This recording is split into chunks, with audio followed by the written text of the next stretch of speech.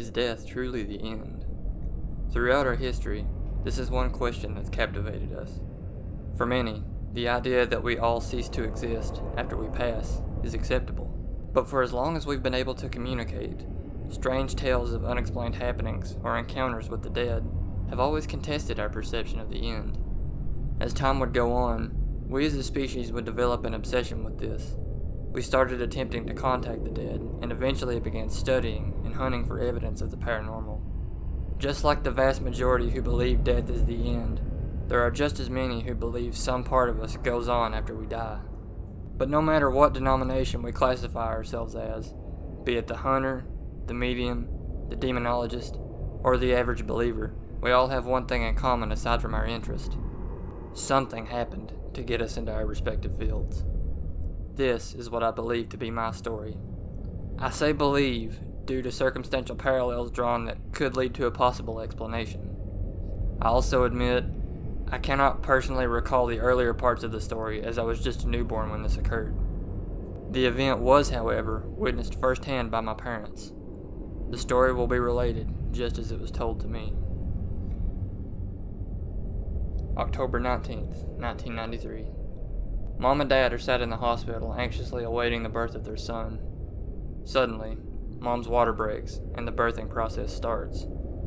Somehow, the umbilical cord became wrapped around my back, kinked, and was actually being born first.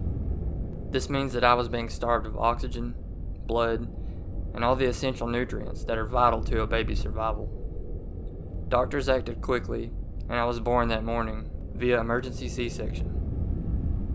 Now that everything was okay, doctors touched on how harrowing the situation really was. Due to the way natural birth was occurring, they needed to act when they did. Had they not, both Mom and I would have died. Death was so close but not quite there. To many, this may seem somewhat unremarkable, as many people have similar near-death experiences throughout their life. Furthermore, what does any of this have to do with a creepy story? Well, sit tight. We'll touch on that in a little bit. Before getting into the meat of the story, it's worth noting that before this point, nothing like this had ever happened to my parents before, and nor has it happened since. A few weeks went by, and the baby wolf would settle into a routine with his family. You know, the same routine the average newborn has. We were all asleep one morning.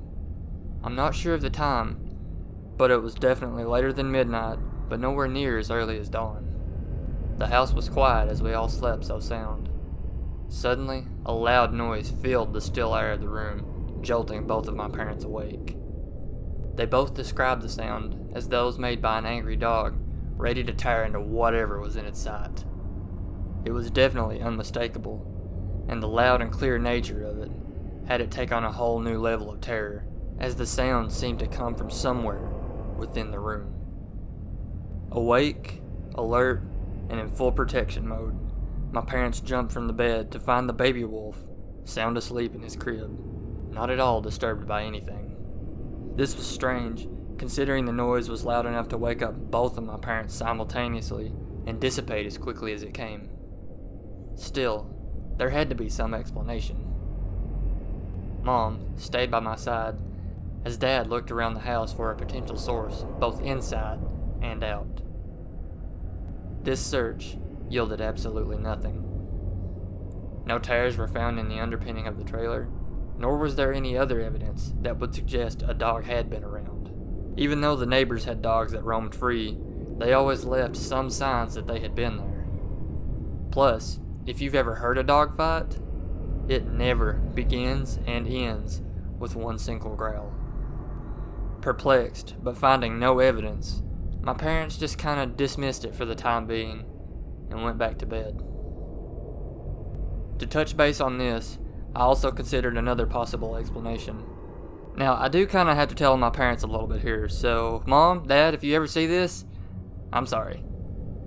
Both of my parents do snore somewhat loud. Could this be a possible explanation of the sound? Could one of them suddenly snore so loud that they wake themselves up along with the other, while perceiving this sound as those made by an angry dog? To be honest, I highly doubt this. Although I did say my parents do snore somewhat loud, they don't snore loud enough to wake themselves up from a deep sleep.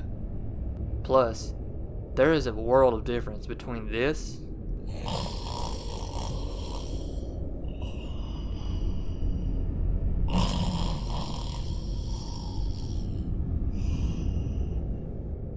and this.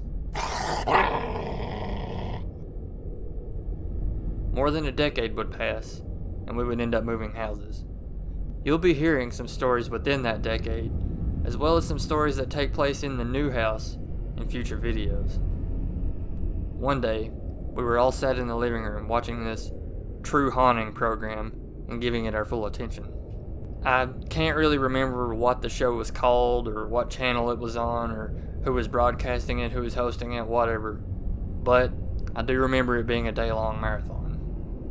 One particular story told within this marathon would take on a familiar setting. A scarily familiar setting. A young couple is asleep with their newborn when they are suddenly woken by the sound of a dog snarling. The sound would never make itself known again, have no identifiable source, and the child would be seemingly unaffected. The story would go on to tell of the child growing up to be sensitive to the spirit world and become heavily interested in the paranormal. My parents lost their color and called out in disbelief. More than a decade had passed since that morning, and this would be the first time I would hear this story from my parents. I have no reason to not believe them, as they're both somewhat skeptical and people of faith. I've never known them to lie, and their reactions were completely genuine. I have no doubt that they truly witnessed something absolutely terrifying that morning.